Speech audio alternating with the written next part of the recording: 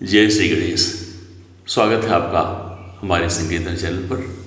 पिछले वीडियो में हमने इस वासंतिक या चैत्र नवरात्र की कलश स्थापना और अन्य मुहूर्तों के बारे में चर्चा किया था। आज हम एक विषय आपको लेकर आए हैं, वह है माँ को अर्पित किए जाने वाले नैवेद्य की।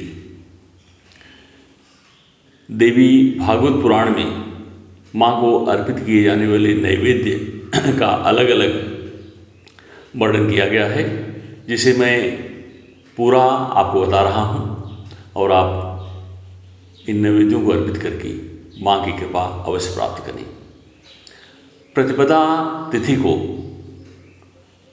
गाय का घृत माँ को अर्पित किया जाए और गाय का घी अर्पित करके यह ब्राह्मण को दान दे दिया जाए। इसका परिणाम यह होता है कि हम रोग मुक्त हो जाते हैं, किसी भी तरह का रोग नहीं लगता। द्वितीया तिथि को माँ भगवती को चीनी का भोग अर्पित किया जाए। इस चीनी की भोग से हमें दीर्घायु प्राप्त होती है। यह अर्पित करके इस चीनी को भी ब्राह्मण को अर्पित कर दी जाए। तृतीया तिथि को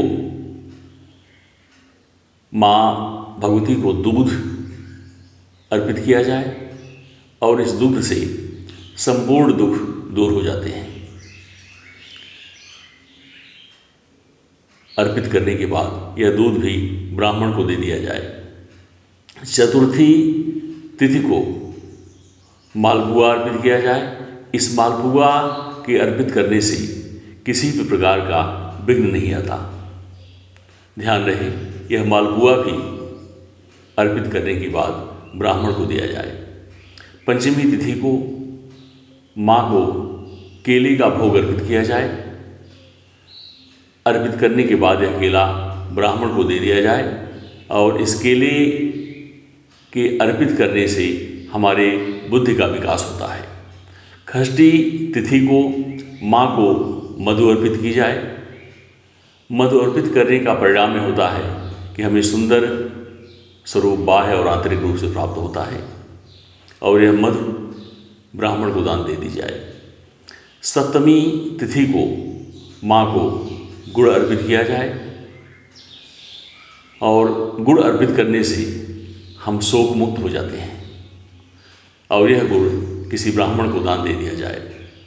अष्टमी तिथि को माता को नारियल अर्पित किया जाए। इस नारियल के अर्पित करने से हमें संताप नहीं रहता और अर्पित करने के बाद यह नारियल ब्राह्मण को दान दे दिया जाए। नवमी तिथि को माँ को धान का लावा अर्पित किया जाए। धान का लावा अर्पित करने से इहलोक और परलोक में हम सुखी रहते हैं और यह लावा भी ब्राह्मण को दान दे दिया जाए। दसवीं तिथि को माँ को काला तिल अर्पित किया जाए और काला तिल ब्राह्मण को दान दे दिया जाए। यह करने से यमलोक में हमें माँ की कृपा प्राप्त होती है। एकादशी तिथि को माँ को दही अर्पित की जाए और यह दही ब्राह्मण को दान दी जाए। इस दही की अर्पित करने से हमें हर प्रकार की संतुष्टि मिलती है। द्वादशी को माँ को चिवड़ा अर्पित किया जाए और चिवड़ा अर्पित करने से माँ भगवती का प्रेम हमें मिलता है। अर्पित करके यह चिवड़ा भी ब्राह्मण को दे दिया जाए। त्रयोदशी तिथि को माँ को चना अर्पित किया जाए और यह चना हमें संतानवान बनाता है और अर्पित करके यह चना ब्राह्मण को दान दे दिया जाए।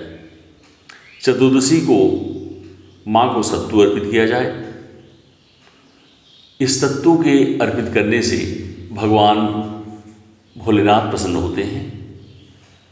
सत्तू अर्पित करके यह सत्तू ब्राह्मण को दान दे दिया जाए।